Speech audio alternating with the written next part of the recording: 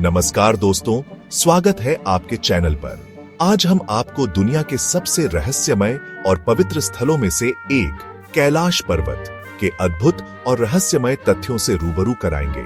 तो आइए इस अद्भुत यात्रा की शुरुआत करते हैं और कैलाश पर्वत के अनसुलझे रहस्यों से पर्दा उठाते हैं।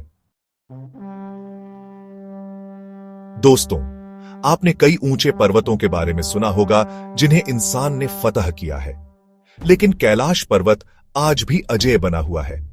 कई साहसी पर्वतारोहियों ने इसे फतह करने की ठानी, लेकिन हर बार प्रकृति ने उन्हें रोक दिया। तिब्बत के स्थानीय लोगों का मानना है कि कैलाश पर्वत एक पवित्र स्थान है और यहां केवल देवताओं का ही वास है।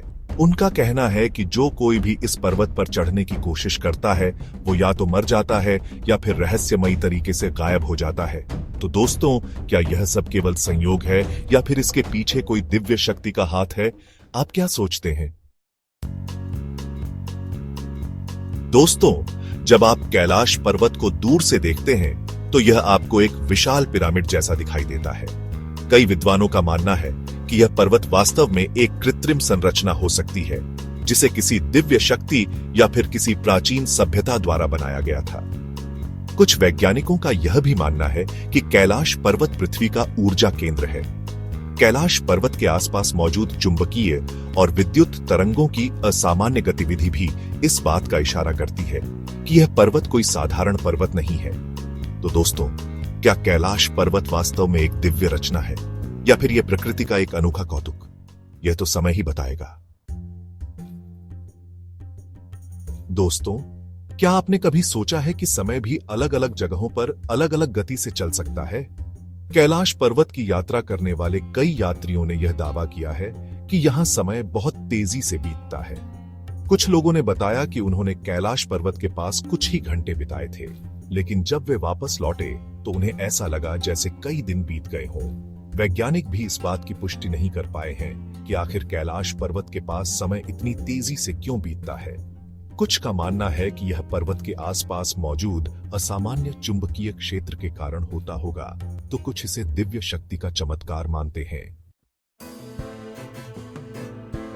दोस्तों, कैलाश पर्वत की परिक्रमा करना हिंदुओं और बौद्धों दोनों ही के लिए एक अत्यंत पवित्र कार्य माना जाता है।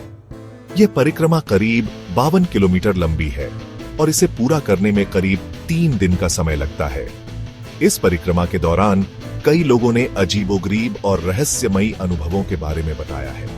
कुछ लोगों का कहना है कि उन्होंने परिक्रमा के रास्ते में तेजी से चलती हुई परछाइयां देखी हैं, जो कि किसी इंसान की नहीं लग रही थी। ऐसा माना जाता है कि ये परछाइयां महासिद्धों या फिर दिव्य आत्माओं की हो सकती हैं, जो आज भी कैलाश पर्वत पर तपस्या कर रहे हैं।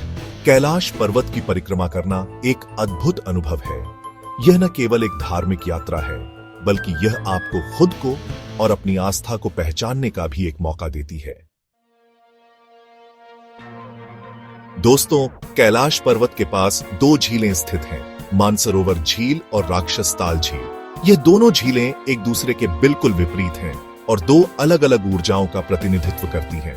मानसरोवर झील को दुनिया की सबसे ऊंची ताजे पानी की झीलों में से एक माना जाता है।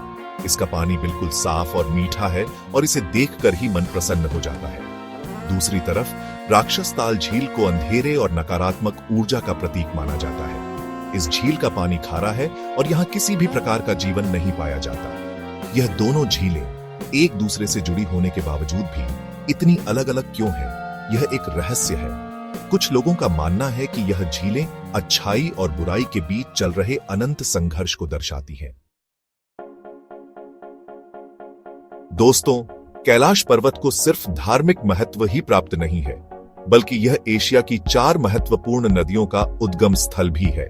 जी हां दोस्तों, सिंधु, ब्रह्मपुत्र, सतलुज और कर्णाली घाघरा, ये चारों नदियां कैलाश पर्वत से ही निकलती हैं और 4 अलग अलग दिशाओं में बहती हुई करोड़ों लोगों की प्यास बुझाती है। सिंधु नदी, जो पाकिस्तान की जीवन रेखा है, कैलाश पर्वत के उत्तर में स्थित एक ग्लेशियर से निकलती है। ब्रह्मपुत्र नदी, जिसे तिब्बत में यारलुंग त्संगपो के नाम से जाना जाता है, कैलाश पर्वत के पश्चिम में स्थित एक ग्लेशियर से निकलती है और भारत के अरुणाचल प्रदेश और असम से होती हुई बांग्लादेश में प्रवेश करती है। सतलुज नदी भी कैलाश पर्वत से ही निकलती है और पंजाब और हरियाणा से होती हुई पाकिस्तान में प्रवेश करती है। कर्णाली नदी, जिसे घाघरा नदी भी कहा जाता है, कैलाश पर्वत के दक्षिण में स्थित एक झील से निकलती है और नेपाल और भारत में बहती हुई गंगा नदी में मिल जाती है। दोस्तों, कैलाश पर्वत से जुड़ा एक और रहस्य है जो लोगों को हैरान कर देता है। हर साल विशेष रूप से सूर्यास्त के समय जब सूरज की नारंगी किरणें कैलाश पर्वत पर पड़ती हैं, तो एक अद्भुत नजारा देखने को मिलता है। जैसे जैसे सूरज ढलता है, कैलाश पर्वत की बर्फ पिघलने लगती है और उस पिघलती हुई बर्फ से एक विशाल स्वस्तिक का निशान उभरता है। यह स्वस्तिक इतना स्पष्ट और सुंदर होता है कि इसे दूर से ही देखा जा सकता है। हिंदू धर्म में स्वस्तिक को शुभ और मंगलकारी माना जाता है और यह भगवान गणेश का भी प्रतीक है। वैज्ञानिक आज तक ये पता नहीं लगा पाए हैं कि आखिर यह स्वस्तिक कैसे बनता है। कुछ का मानना है कि यह पर्वत की चट्टानों की विशेष संरचना के कारण होता है, तो कुछ इसे दिव्य शक्ति का चमत्कार मानते हैं। दोस्तों, कैलाश पर्वत की खासियत यह है कि यह किसी एक धर्म का नहीं, बल्कि 4 धर्मों हिंदू, बौद्ध, जैन और बोन का पवित्र स्थल है। यह पर्वत इन 4 धर्मों को एक सूत्र में पिरोता है और धार्मिक सहिष्णुता का एक अनोखा उदाहरण पेश करता है। हिंदू धर्म में कैलाश पर्वत को भगवान शिव और माता पार्वती का निवास स्थान माना जाता है। बौद्ध धर्म में कैलाश पर्वत को कंग रिनपोछे के नाम से जाना जाता है और इसे बुद्ध, डेमचोक या चक्रसंबर का निवास स्थान माना जाता है। जैन धर्म में कैलाश पर्वत को अष्टपद कहा जाता है और मान्यता है कि यहाँ पर पहले तीर्थंकर ऋषभदेव को मोक्ष की प्राप्ति हुई थी। बोन धर्म, जो तिब्बत का एक प्राचीन धर्म है, कैलाश पर्वत को अपना पवित्र स्थल मानता है और यहाँ पर कई पवित्र स्थल मौजूद हैं। कैलाश पर्वत का यह पक्ष हमें यह सिखाता है कि धर्म हमें बांटता नहीं, बल्कि जोड़ता है। दोस्तों, कैलाश पर्वत के रहस्यों का खजाना यहीं खत्म नहीं होता। इस पर्वत के आसपास कई रहस्यमयी गुफाएं भी मौजूद हैं, जो सदियों से लोगों को अपनी ओर आकर्षित करती रही हैं। कई साधु संतों और योगियों का मानना है कि ये गुफाएं सिर्फ गुफाएं नहीं हैं, बल्कि ये दिव्य ऊर्जा के केंद्र हैं। कहा जाता है कि इन गुफाओं में आज भी कई सिद्ध और योगी ध्यान में लीन हैं और ये गुफाएं उनकी तपस्या स्थली रही हैं। कुछ लोगों का दावा है कि उन्होंने इन गुफाओं से अजीबोगरीब ध्वनियां सुनी हैं, जैसे कोई मंत्र पढ़ रहा हो या फिर घंटियां बज रही हो। कुछ का यह भी मानना है कि इन गुफाओं में प्रवेश करने पर समय धीमा हो जाता है और इंसान अमर हो जाता है।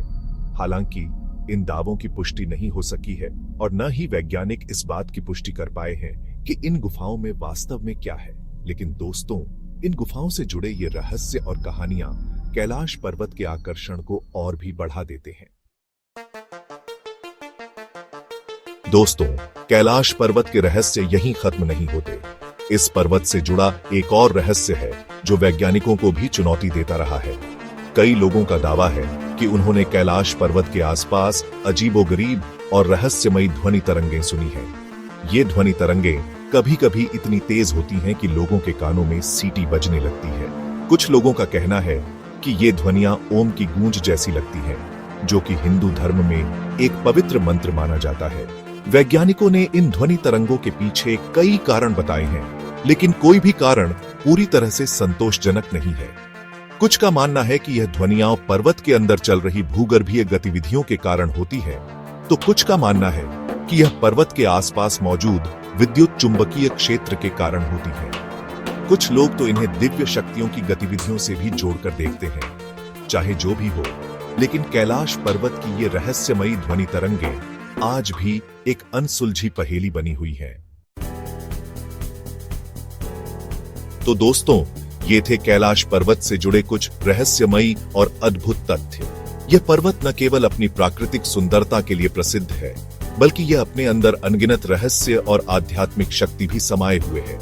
कैलाश पर्वत हमें यह सिखाता है कि प्रकृति से बड़ा कोई जादूगर नहीं है और हमारे आसपास ऐसी कई चीजें हैं जिन्हें हम अभी तक पूरी तरह से समझ नहीं पाए हैं। यह पर्वत हमें यह भी याद दिलाता है कि धर्म हमें बांटने के लिए नहीं, बल्कि जोड़ने के लिए है और हमें सभी धर्मों का सम्मान करना चाहिए। क्या आपने कभी कैलाश पर्वत की यात्रा की है? अगर हाँ, तो कमेंट बॉक्स में अपने अनुभव हमारे साथ जरूर शेयर करें। अगर नहीं तो उम्मीद है कि यह वीडियो देखकर आपको भी कैलाश पर्वत की यात्रा करने की प्रेरणा मिलेगी। धन्यवाद।